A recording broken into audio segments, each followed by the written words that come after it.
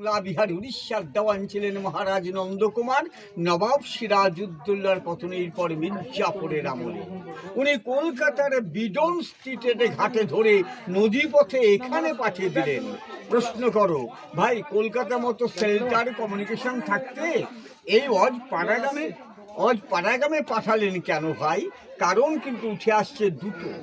প্রথমত কারণ, ব্রিটিশদের চোখ আড়াল করার জন্যেই প্রত্যন্ত গ্রাম বাংলাতে ফেললেন।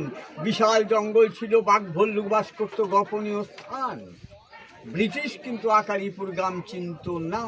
তারা দিল্লি, কলকাতা, বোম্বাই, মাদ্রাস ইত্যাদি বড় বড় শহরকে চিনতেন। আর একটা কারণ, ওই নন্দকুমারের জন্মটা কিন্তু এই পাশের গ্রাম ভদ্রপুরে, তাই এটা ভদ্রপুর পাঠিয়ে দিলেন। কিন্তু মাঝি মোল্লারা এই বিগ্রহটাকে ভদ্রপুর রাজবাড়ির মধ্যে বন্দি রাখতে পারেননি, হয়তো মায়ের ইচ্ছে জাগিনি। ওই যে বটগাছটা ব্রাহ্মণী নদীর তীরে একটা গ্রিল দিয়ে ঘেরা আসন আছে, গিয়ে দেখে আসবে, ওটা কিন্তু মায়ের আদি আসন। 1772 সালে নদী পথে নিয়ে এসে ওই আসনে প্রথম নামিয়েছিলেন। ওই আসনটা স্তর কিন্তু লক্ষ্য করবে তিনখানা।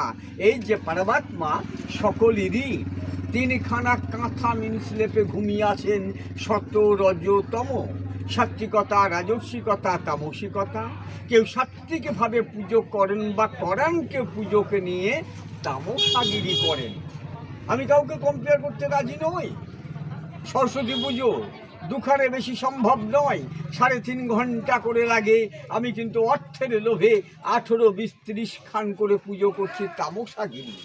কেউ বা রাজরানীর মতো সেবা করান, তার জন্য 2 শ্রেণী পুরোহিত আছে, এক আচার্য, এক উপাধ্যায়। আচার্য ভ্রুক্ষেপ রাখেন না, কিন্তু উপাধ্যায়রা ভ্রুক্ষেপ রাখেন কি দিলেন না দিলেন। তাই ওখান থেকে মন্দির অবধি এই মাকে 108 পা স্টেপ বাই স্টেপ এনেছিলেন। 108টা বলি দিয়েছিলেন। মৌস, মেষ, ছাগ, চালকুণ্ড, ইক্ষু, পায়রা, কথিত আছে একটা নরবলি।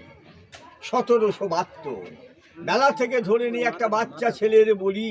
ওই ছেলের মা যখন জানতে পারলো যে আমার সন্তানকে বলিদান দেওয়া হয়েছে, উনি কান্নাকাটি করে পড়লেন। দেখা যাচ্ছে সেই সন্তান জীবন্ত অবস্থায় নদীর ঘাট থেকে উঠে আসছে। এটা কিন্তু প্রবাদ বাক্য, তর্কে যাব না, চর্মচক্ষু দিয়ে আমি তো দেখিনি। আর এই যে মন্দিরটা, এটা অষ্টকোণাকৃতি মন্দির। এক রাত্রিতে ইনকমপ্লিট অবস্থায় মহারাজ নন্দকুমারের ছেলে গুরুদাস রয় 1772 সালে প্রতিষ্ঠা করেছিলেন। দেখো, কালী তো বিভিন্ন রকমের হয়। যেমন মহাকালীর উপর মায়ের যখন